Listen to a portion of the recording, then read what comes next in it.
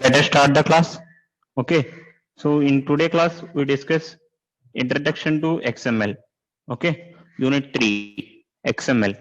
So here XML stands for extensible markup language. Okay. So here XML was designed to store and transport data. Okay. So here XML is both human and machine readable. Okay. So the primary purpose of this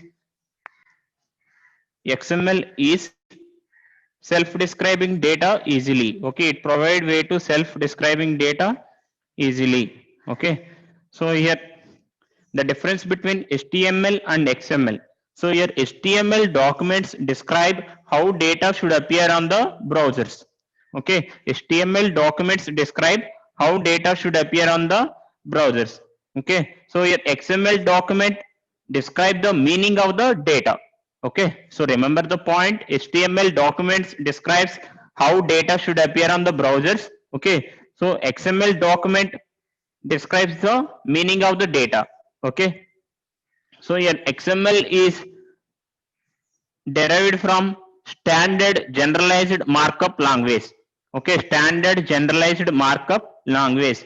Okay, so standard generalized markup language is used to define the markup languages. Okay, is used to define the several markup languages. Standard generalized markup language. This XML is derived from standard generalized markup language. This XML is designed to store and transport the data. Okay, so here XML is human and machine readable. Okay, the difference between HTML documents and XML documents is HTML documents describe how data should appear on the browsers. Okay, on the other hand, XML documents describes the meaning of the data. Okay, so this is the difference between HTML and XML. So XML is used to store and transport the data. Okay, so that is the difference between HTML and XML. Now we see the XML characteristics. So these are the XML characteristics. First one here, XML is extensible. That means XML allows you to create your own language or create your own tags. Okay, that suits your application. XML allows you to create your own tags that suit your application. Okay, second one, XML separates data from presentation. So here XML allows you to store content with regard to how it will be presented. Okay, so here XML allows you to store the content. Okay, so your content is how it will be presented. Okay, so how it will be presented, that content is stored, okay, by using XML. Next one, XML is a public standard. Okay, so here XML is developed by the organization called World Wide Web Consortium, that is W3C, World Wide Web Consortium. Okay, and available as an open standard. So here XML is available as an open standard. Okay, so here XML was developed by the organization called World Wide Web Consortium, W3C. Okay, so these are the three characteristics of XML. First one, XML is extensible.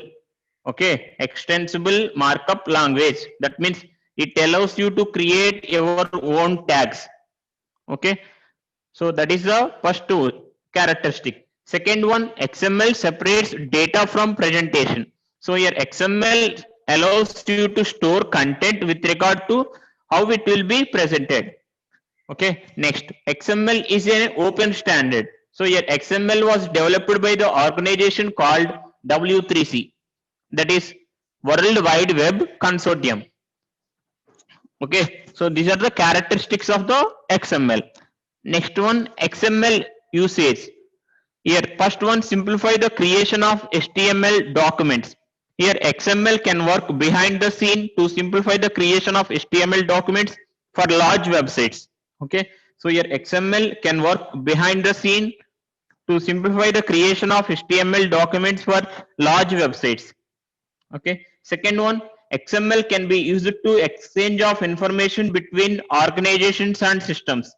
XML can be used to exchange of information between company and user. Okay, organization and systems. Next, it is used for the offloading and reloading of the any databases. Okay. Next one, XML can be used to store and arrange data in a way that is customizable for your needs. Okay, it is used to store the data and arrange the data in a way that is customizable for your needs. Okay. Next one, XML can be easily mixed with the style sheets to create almost any output. Okay, here XML can be easily mixed with the style sheets. Next one, so these are the uses of the XML. So first one, it is used to simplify the creation of HTML documents for large websites. Second one, exchange of information between organization and system. Third one, reloading of databases. Fourth one, store the data and arrange the data in a way that is customizable for your need. Okay. Next one, here XML can be easily mixed with the style sheets. Okay. So these are all are the usage of XML. Okay. Next, XML features. So first one, define own tags. So here XML allows the user to define own tags and own document structure.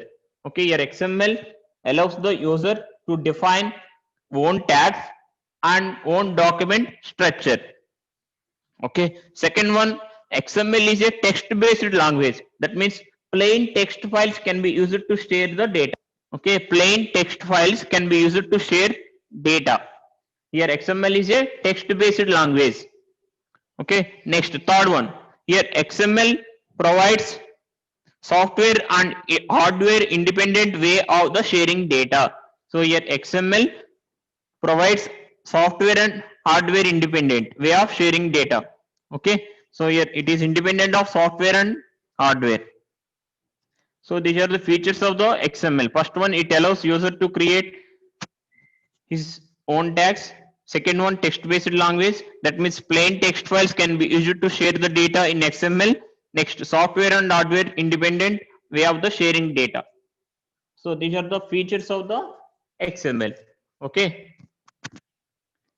Next one, XML document structure. XML document structure. So your XML document consists of two parts, prologue and body. Okay. So here again the prologue consists of four subparts: XML declaration, processing instructions, comments, and document type declaration. Okay. So here XML document structure consists of two parts. First part is prologue, second part is body. So here prologue, this part consists of four subparts: XML declaration, processing instructions, comments, and document type declaration. So these are the four subparts in the prologue. So now we discuss each part. So first one, XML declaration. So here XML declaration, every XML document should start with one line XML declaration. Okay, so every XML document should start with one line XML declaration. Okay, so here XML declaration describes document itself. Here XML declaration describes document itself. So here the document, here this one is the example for syntax of XML declaration. So here XML space version equal to 1.0 space encoding equal to UTF-8. So here version is the XML version. Okay, and encoding is the, it specifies the character encoding used in the document. Okay, it specifies the character encoding used in the document. Okay, next one, XML version equal to 1.0, encoding equal to UTF-8. Okay, and there is another attribute here, standalone equal to yes or no. Okay, so these two are the different types of syntax of XML declaration. So XML space version equal to 1.0, so this is the XML version. Next, encoding is the, it specifies the character encoding used in the document. So here UTF-8, Unicode transformation format, UTF-8 Unicode transformation format, that is used for the set of ASCII characters, that is used for the set of ASCII characters. So in the second syntax there is one extra attribute, Okay, there is one extra attribute, that is standalone. Here standalone values are either yes or no. The default value is no. The default value of the standalone attribute is no. So here standalone attribute indicates whether the document can be processed as standalone or dependent on other document, other external document. Okay, so standalone attribute means whether the document can be processed as standalone document, that means processed as document itself, or it is dependent on some other external document. Okay, some other external DTD, document type declaration. Okay, so here that is the standalone attribute. If standalone equal to yes, that means document can be processed as standalone. If the standalone equal to no, here document dependent on other external document. Okay, so this is the XML declaration. Version of XML encoding, that is character encoding. So here encoding equal to UTF-8 means Unicode transformation format, that is used for the set of ASCII characters. Okay, so here standalone attribute, if it is equal to yes, standalone equal to yes means so document can be processed as standalone document. If standalone equal to no means it depend on other external document. Okay, so that is the XML declaration. Now processing instruction. So here processing instructions used to provide information to application processing in XML document. So here it is used to provide information to application processing in a XML document. So here example, XSL style sheet space h reference equal to simple dot XSL space type equal to text slash XSL, that is here type with the style sheet XSL. Okay, so XSL style sheet is the here target application. Okay, that uses the data that is present in the simple.xsl file. So here XSL style sheet is the target application. So this target application uses the data that is present in the simple.xsl. Okay, so here processing instruction used to provide information to application. So here we provide information to the here XSL style sheet application. Okay, we provide information to the XSL style sheet application. Okay, that information is in the simple.xsl file. Okay, so this is the processing instruction.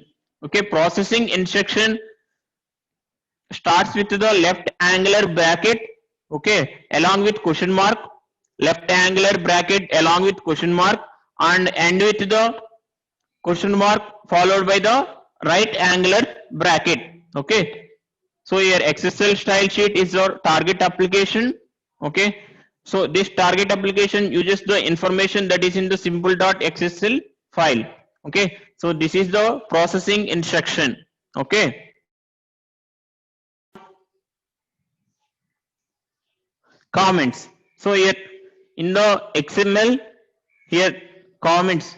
So here comments start with the left angular bracket followed by the exclamatory mark hyphen. So here we write the comments, and again here and with the right angular bracket. So here comments in XML is same as the comments in HTML. Okay, so comments in XML is same as the comments in HTML. Okay, so here it starts with the left angular bracket followed by exclamatory mark. Okay, and end with the right angle bracket. Okay, next, document type declaration. It specifies the set of rules for structuring data in XML. It specifies the set of rules for structuring data in XML. Okay, so here these are the set of rules. Okay, so suppose XML allows creating new tags. XML allows creating new tags. Okay, so information regarding that created new tags is placed in the document type declaration. Okay, all the declaration, all the element declaration. are specified in the document type declaration.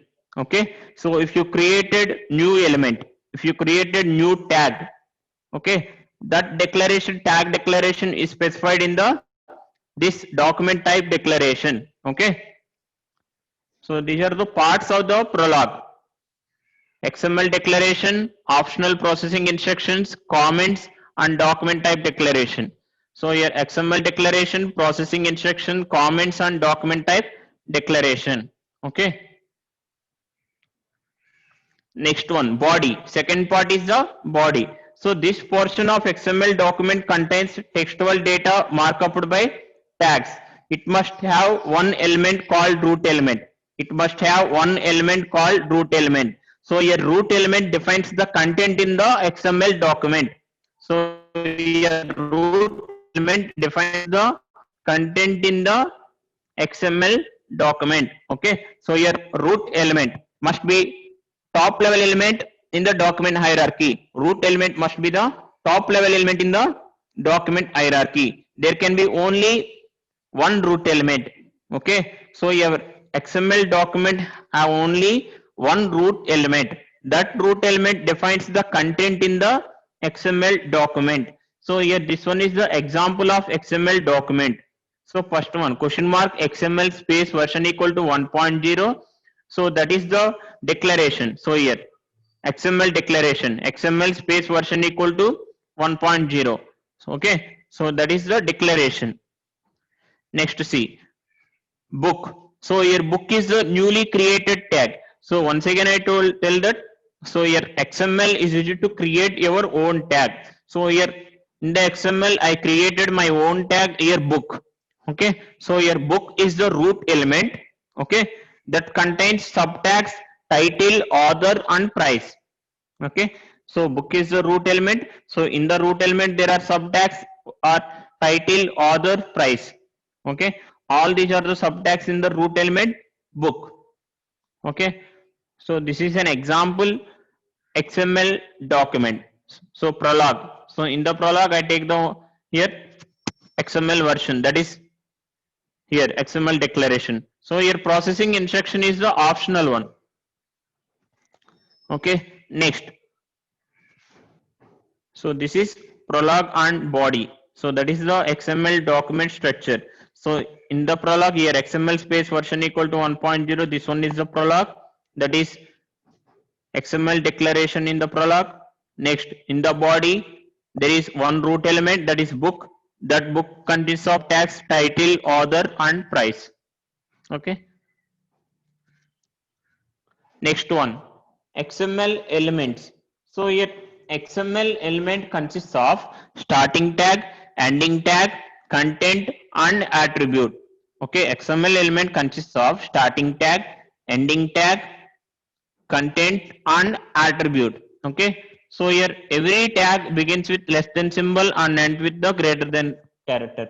Okay, less than character, greater than character. Every tag begins with the less than character, ends with the greater than character. Okay, so starting tag. So here br is the starting tag and ending tag is the /br. Okay, so and here content, starting tag, ending tag, and content. So your content may be simple text. Okay, your content may be simple text. Okay, so your XML tags are similar to that of the HTML tags. So your content may be simple text. See here, few tags may not contain any content. Few tags may not contain any content. They are known as the empty elements. See here, starting tag is br and there is no content, and ending tag is /br. Okay, there is no content. So this one is the empty element. Okay, this one is the empty element. Okay, so an element consists of opening tag, closing tag, and content. Okay, opening tag, content, closing tag. Okay, if there is no content, then that is empty element. Okay, so every tag starts with less than character, ends with the greater than character. Okay, so this is the XML element. XML element consists of starting tag, ending tag, content, and attribute. Okay, now we see the attribute. So here attributes are used to describe elements or to provide information about elements. Attributes that are used to describe elements or provide information about elements. Okay, so they appear in the starting tag of element. They appear in the starting tag of element. So here opening tag, that is starting tag means here opening tag. So here element space name. So this is the opening tag. Here attribute name equal to value. So attributes are appear in the starting tag of element. So and closing tag element name slash element name. Okay. So opening tag, closing tag. This attribute name is specified in the opening tag and in between content. So example, element name is employee, attribute name is gender and value equal to male. Okay, and the content is ABCD and ending tag is the slash employee. Okay, so this is the attribute. Attributes are used to describe elements or to provide information about elements. Okay, describe elements or to provide more information about the elements.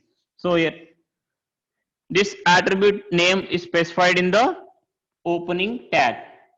Okay, attribute name is specified in the opening tag. Next one, well formed XML. Okay, an XML is said to be well formed if it contains text and tags that conform the basic XML well formedness constraints. Okay, so an XML is said to be well formed XML means it must follow the rules. Okay, so it must follow the rules. The rules are, first one, an XML document must have only one root element. Okay, XML document must have only one root element. Okay, next one, second rule is all the tags must be closed. All the tags must be closed. Okay, next third one, all the tags must be properly nested. All the tags must be properly nested. Okay, next fourth one, XML tags are case sensitive. XML tags are case sensitive. Okay, so these are the four rules in the well formed XML. Okay,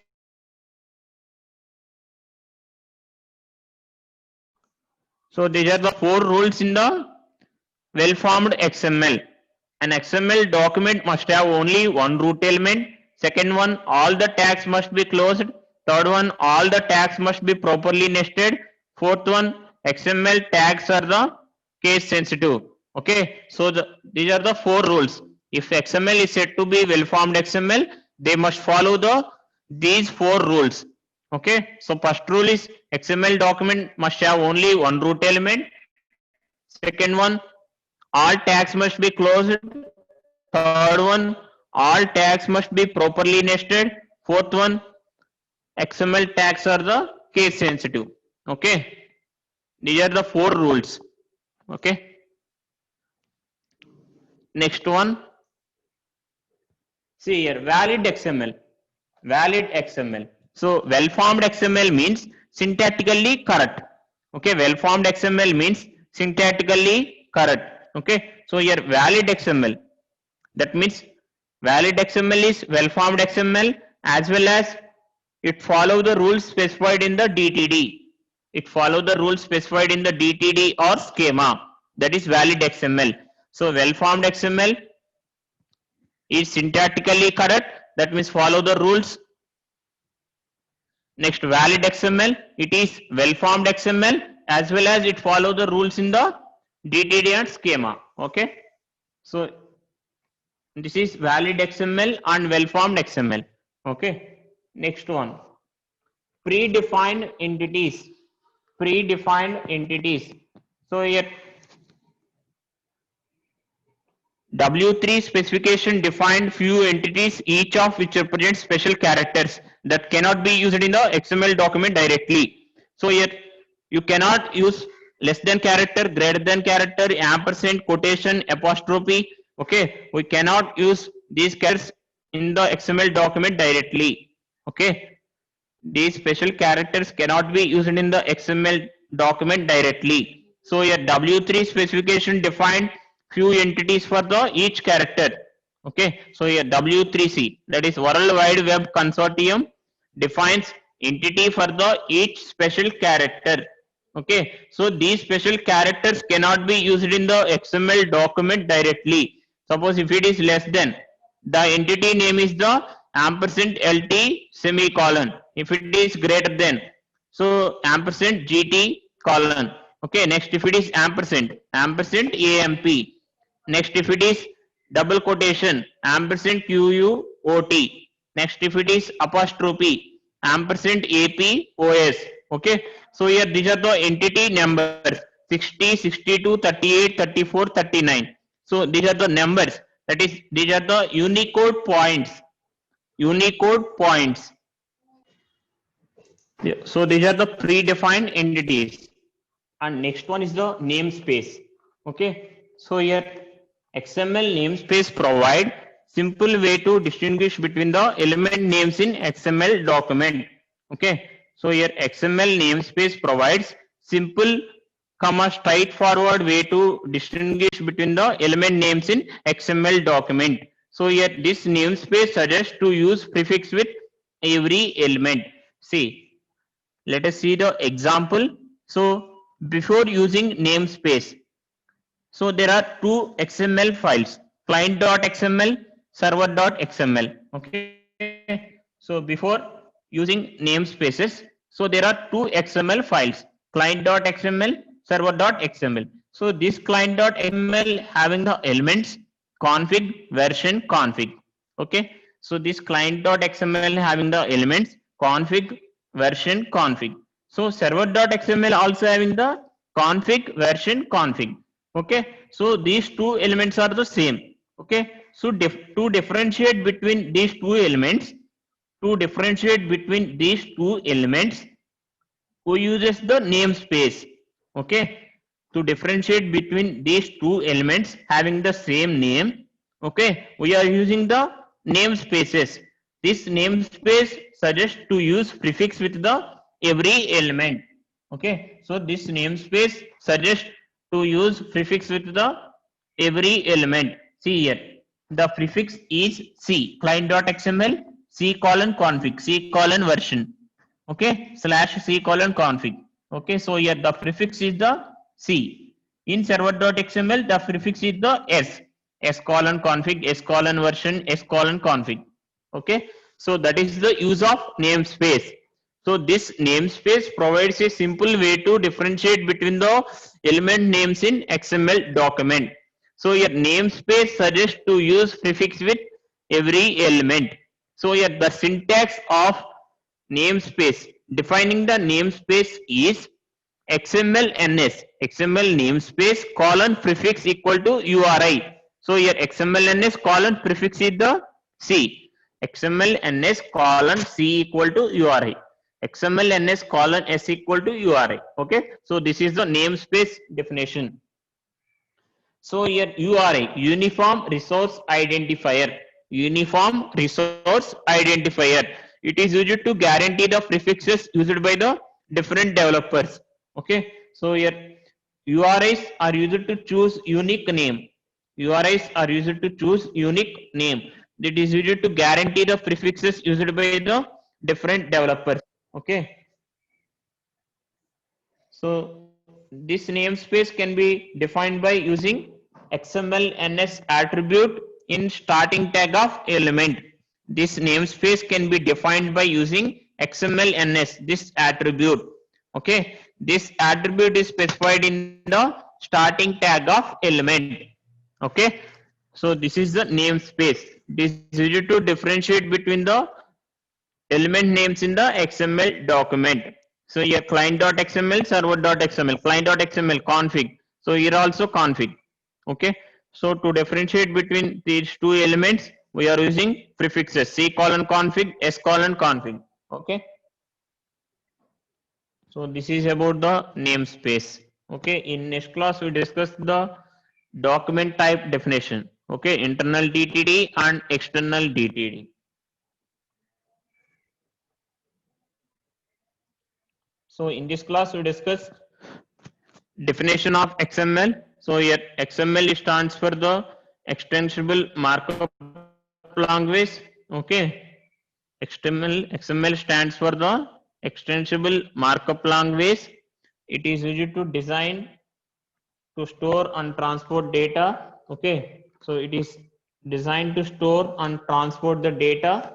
Okay, so the difference between HTML and XML, the difference between HTML and XML is HTML documents describes how data should appear on the browsers.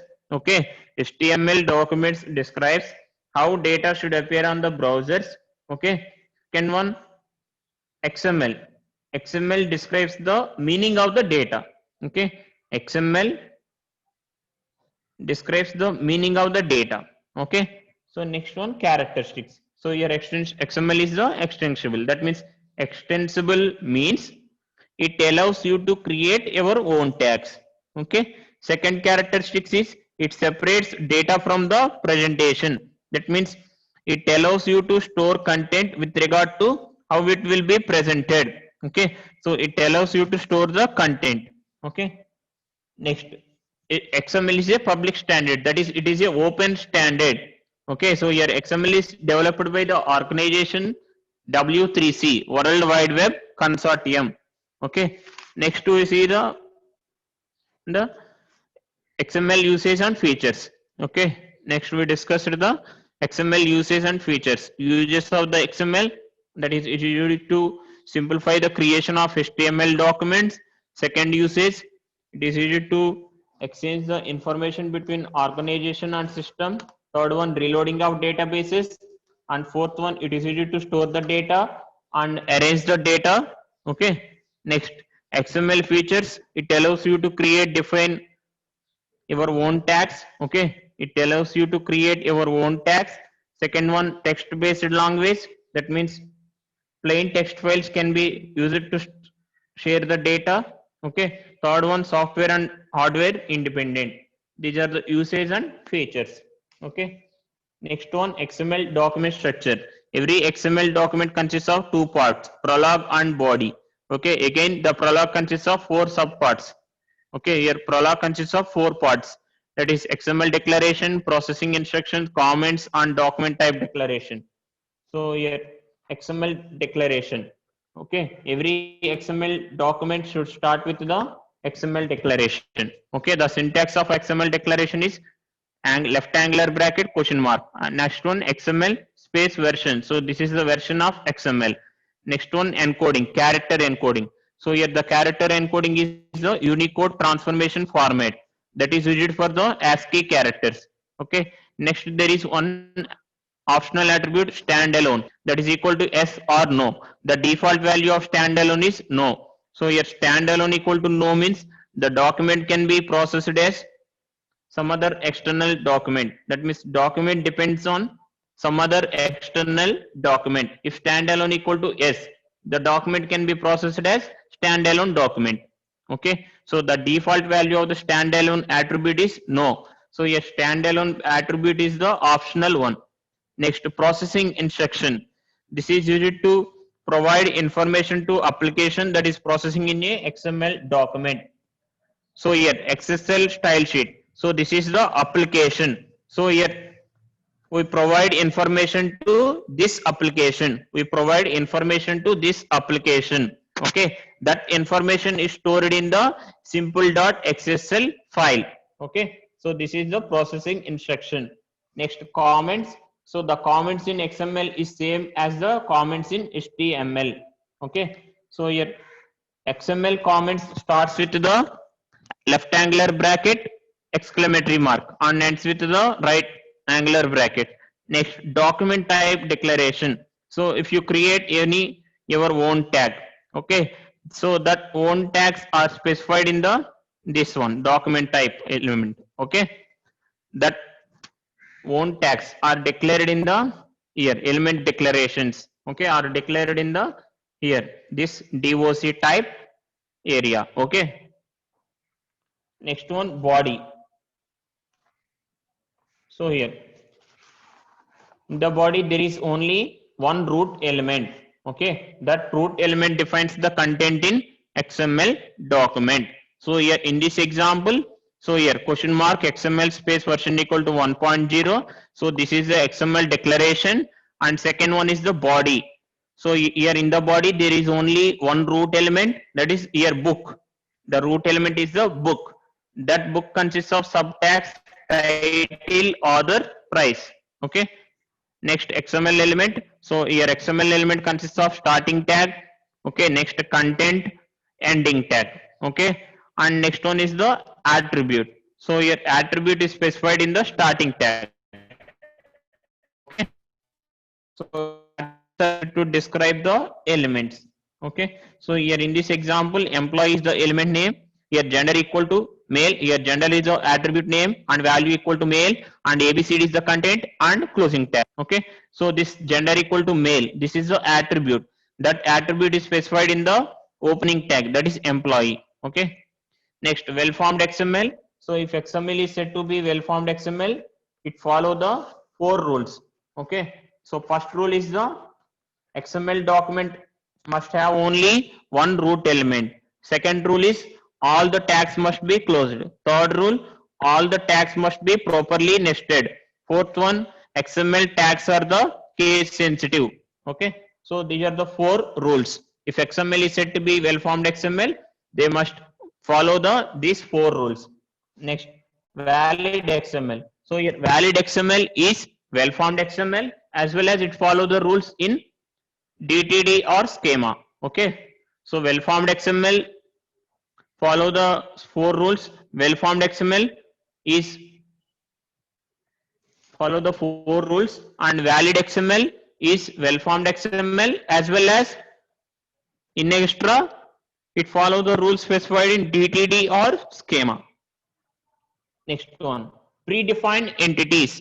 Predefined entities. So here these special characters, less than, greater than, ampersand, quotation, apostrophe, these special characters cannot be used in the XML document directly. Okay. If you want to use less than, okay, the entity name, predefined entity name is ampersand LT semicolon.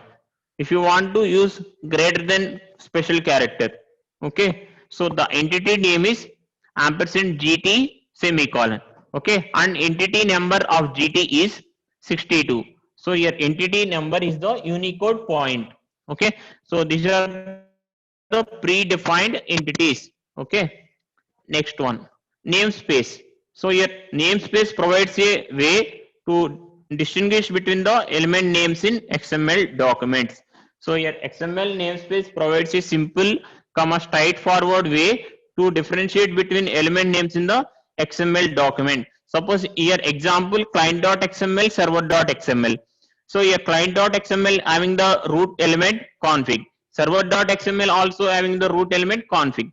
So to differentiate between these two elements, we are using the namespace. Okay, this namespace suggests to use prefix with the every element. So here client.xml, we are using the prefix C colon config, C colon version, C colon config. So for the server.xml, we use the prefix S colon config, S colon version, S colon config. Okay. So here syntax. So XML NS colon prefix equal to URI. Okay. So here we define the prefix XML NS colon C equal to URI, XML NS colon prefix S equal to URI. Okay. So here we define the prefix by using XML NS attribute. We define the prefix using XML NS attribute. XML NS colon C equal to URI. For this example, XML NS colon S equal to URI. So this is about the namespace. So in this class we discussed XML characteristics. Okay, XML uses, XML features, XML document structure, and XML elements and attributes, well formed XML, predefined entities, valid XML, and namespace. In next class we discuss DTD, document type definition. Okay, different types of DTD, internal DTD and external DTD. Okay, all we discuss in the next class. Okay.